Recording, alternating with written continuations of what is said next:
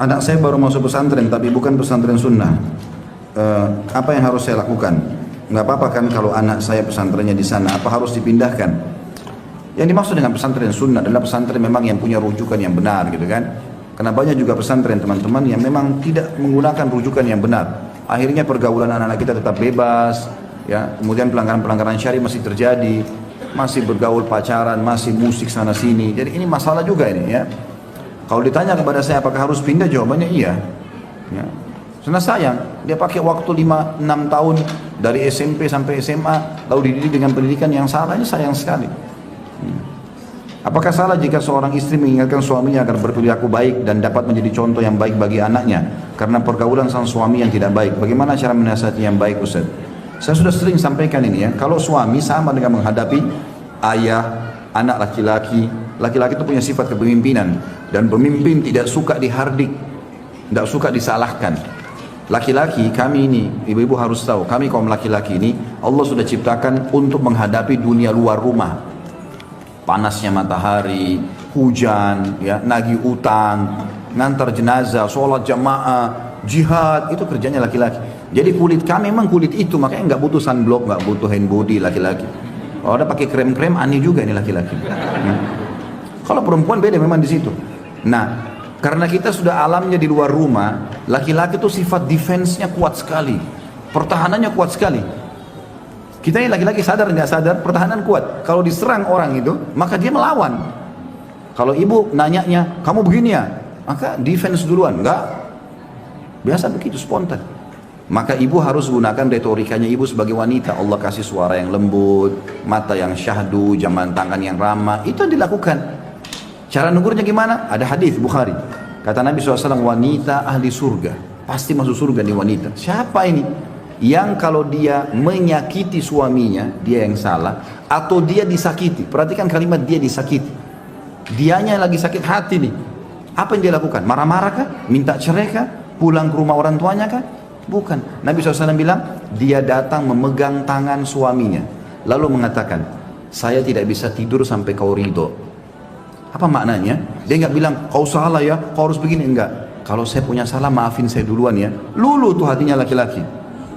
Iya enggak? Sekarang teman-teman kita buat salah, istri kita datang pegang kita, peluk kita lalu mengatakan kalau saya salah maafin ya. Tentu kita langsung mengatakan tidak, saya yang salah. Karena ada rangkulan kan. Banyak suami tidak mau cerita sama istrinya gara-gara istrinya seperti polwan. Masuk depan pintu, kenapa terlambat? Tadi sudah makan belum? Sudah makan. Saya sudah masak setengah mati, kenapa nggak makan? Ini rumah tangga atau penjara ini?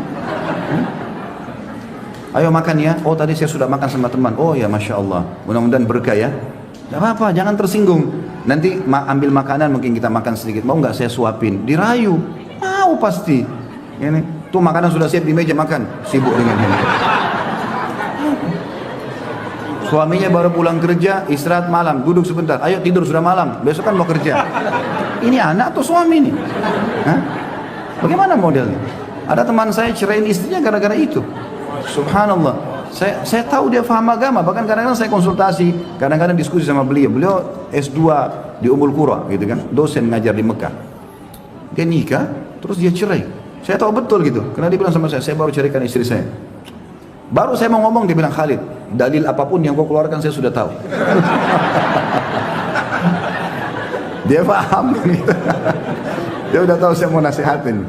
Baiklah, kalau gitu saya cuma mau tahu kenapa antum ceraikan. Dia bilang, ya akhi, saya menikah, mau nikah sama perempuan, bukan security ini, bukan satpam ini. Loh memang kenapa? Dia bilang, saya ngajar di kampus. Begitu pulang ya, ke rumah, buka pintu, istri saya sudah tangannya di pinggang. Kenapa terlambat? Loh macet jalan, masa sih? Loh ngapain ini dicurigain? Rumah tangga apa dimulai dengan kecurigaan? Masuk ke rumah, tanya ada makanan nggak? Ada di meja.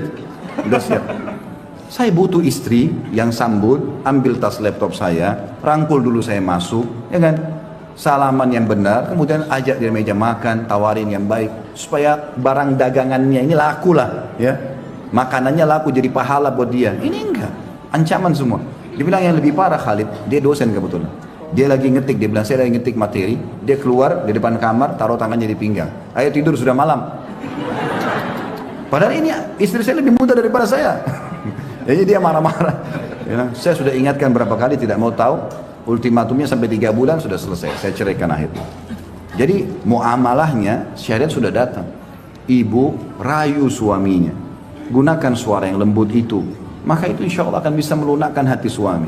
Kalau dihadapi dengan cara laki-laki, sudah pernah saya bilang, ibu pecahin piring satu, dia pecahin 1 rak. Ibu ketuk pintu, dia bisa rubuhin pintu, dia lebih kuat. Jangan lawan dengan itu. Tapi air matanya, suaranya yang syahdu, jaman tangan yang lembut, itu luar biasa. Itu resep paling bagus. Ya. Saya kasih rahasianya, asal mau diterapin saja. Bapak-bapak juga nanti habis ta'lim mungkin pulang-pulang istrinya jadi lembut, jangan bilang, loh kok berubah. Kadang-kadang istrinya sudah mau terapin, kok aneh kamu ini. Jangan begitu. Oh Masya Allah, ilmunya sudah diterapin ya, balas juga dengan kebaikan, gitu. Jelas nggak ini? Alhamdulillah. Saya mempunyai anak angkat berusia 14 tahun, sudah 3 bulan tidak menegur saya, dikarenakan pernah saya tegur karena kesannya, jadi dia tidak terima, dan sekarang saya harus bagaimana Ustaz? Doakan saja. Doakan, kemudian cari waktu-waktu yang tepat ya. Kalau kita mau nasihatin orang itu kan memang harus dalam kondisi ya, situasi dan kondisi yang bagus lah, sikonnya itu pas. Karena orang juga mau menerima nasihat teman-teman pada saat jiwanya lagi tenang, nyaman.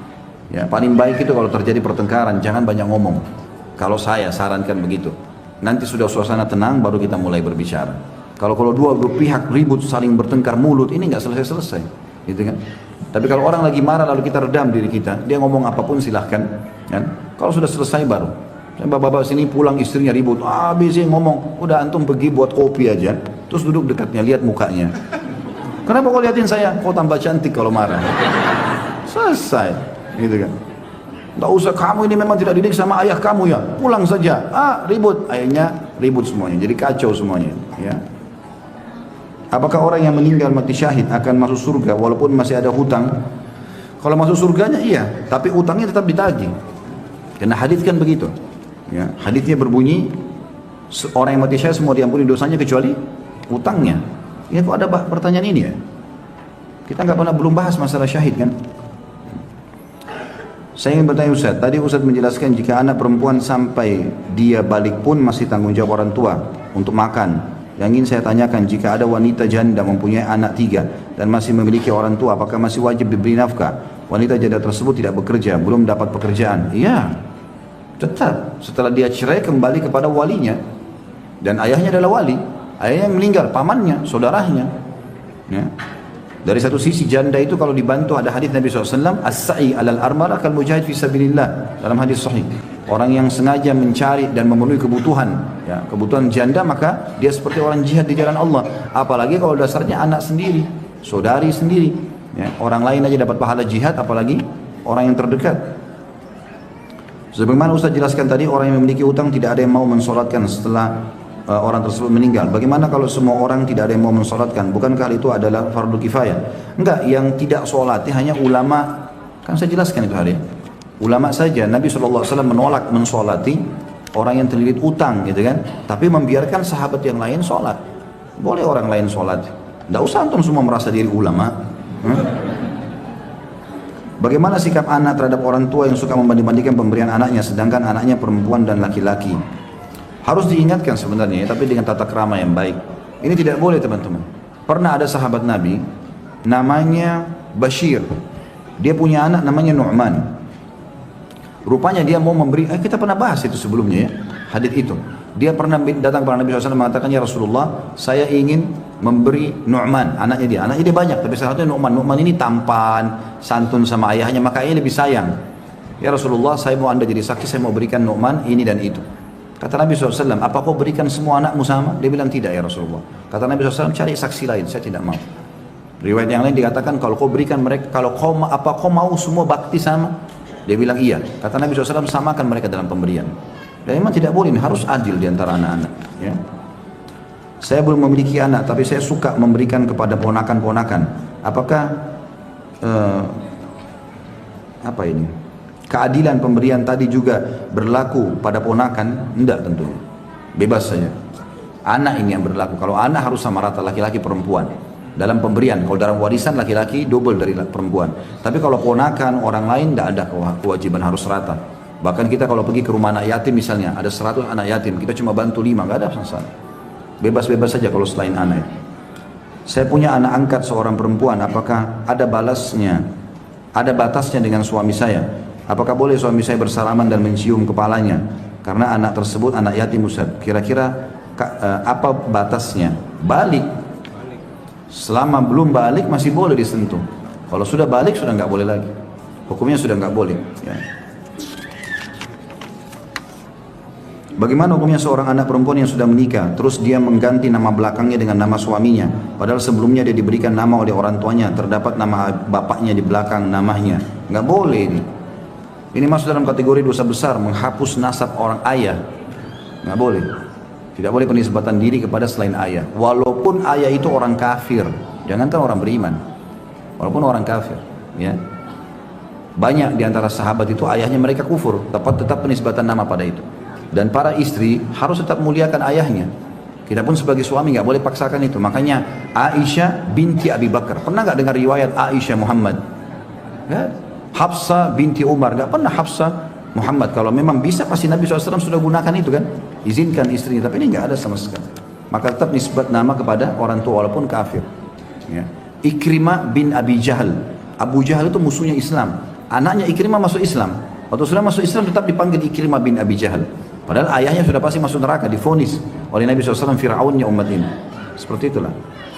Saya sudah memiliki istri dan 2 orang anak, namun kondisi ekonomi orang tua saya sedang tidak baik. Apakah wajib bagi saya menafkahi ibu dan bapak saya yang kadarnya sama dengan anak dan istri saya? Didahulukan dulu kebutuhan dasar istri, ya. Didahulukan dulu kebutuhan dasar istri. Kecuali kalau orang tua kita benar-benar tidak ada sumbernya yang lain, maka kita dahulukan orang tua. Tapi kalau kita masih punya saudara-saudara, karena orang tua kewajibannya dari semua anaknya kan. Kalau bukan cuma kita, misalnya kita 5 orang saudara, semua masing-masing membantu. Tapi kalau istri sama anak, kewajiban antum pribadi. Maka antum dahulukan kebutuhan istri dan anak, lalu bahasakan baik-baik. Ini komunikasi dalam rumah tangga harus sehat ya. Jadi banyak orang tidak sehat komunikasinya. Dia mau membantu tapi dia tidak bahasakan dengan pasangannya misalnya. Coba bahasakan supaya bisa ada pengertian dalam masalah ini. Apa yang harus dilakukan seorang ibu yang mendidik anak-anak dan mengambil alih peran ayah yang bekerja di luar kota? Pendidikan anak memang sebenarnya mayoritasnya di tangan ibu. Memang di tangan ibu. Dan kita sudah banyak menyinggung masalah pendidikan anak itu. Di antaranya pola dasarnya yang Ali bin Abi Thalib mengatakan, didik anak kalian dengan 7 tahun dikali 3. 7 tahun pertama dari bayi sampai 7 tahun dengan kelemah lembutan. Memang saatnya mereka bermain. Jangan heran Bapak Ibu sekalian, anak di bawah 7 tahun main terus kerjanya. Memang sudah begitu. Jangan bilang ini anak saya nggak bisa diam. Memang nggak bisa diam. Saatnya dia manjat sana, manjat sini, memang begitu. Bahkan aneh kalau anak dia ada 7 tahun ini diam. Ini ada masalah, sakit kali. 7 tahun kedua, dari 7 tahun sampai 14, itu memang masa-masa penanaman sifat tegas, ketegasan. Ini boleh, ini nggak boleh. Bukan keras ya, tegas. Tegas itu, ini boleh, ini nggak boleh. Ayah mau kau begini, ibu mau kau begini. Itu 7 tahun penanamannya. Jadi itu kurang lebih umur SD lah ya. 7 sampai 14, sampai awal-awal SMP. 7 tahun ketiga, dari 14 sampai 21, ajak dia bermusyawarah. Nah, Ali bin Abi Thalib setelah itu engkau lepaskan dari masyarakat, dia akan jadi pemimpin di masyarakat. Bagaimana sikap untuk berbakti kepada ayah yang tidak pernah menafkahi dan mendidik sejak lahir kepada anak karena penyakit fikiran? Tetap bakti, nggak ada hubungannya. Tidak baiknya orang tua kepada kita bukan berarti kita balas dengan durhaka. Orang tua dosa membekalikan nafkah anaknya, kita juga dosa karena durhaka dengan dia. Jadi nggak boleh. Jangan balas keburukan dengan keburukan. Allahu a'lam. Baik, ini sisa pertanyaan saya jawab nanti ya, karena sudah hampir jam 11 ini. Saya harus ngisi pengajian lagi. Saya baca satu lagi, bagaimana cara menanggapi sikap orang tua yang kecewa terhadap anaknya karena tidak bekerja dengan alasan memilih taat terhadap suaminya yang menginginkan istrinya untuk tetap di rumah meskipun istrinya memiliki pendidikan S2. Bapak Ibu sekalian, kalau anaknya Bapak Ibu sudah menikah, jangan campurin lagi. Terutama anak perempuan, udah ayah mengatakan saya nikahkan kamu, artinya saya serahkan loh anak saya ini, pendidikannya, perlindungannya, ketaatannya, semua ke kamu, bukan saya lagi loh ya. Dia bilang saya terima nikahnya, selesai. Makanya orang tua yang menikahkan anak perempuannya dijamin baginya surga. Anda sudah lepas tugas, jangan campurin lagi. Masa kau sebagai suami jahat sama istrimu kan sudah S2, masa nggak boleh ngajar? Lo memang tugas utamanya di rumah, gitu kan? Tugas utama di rumah.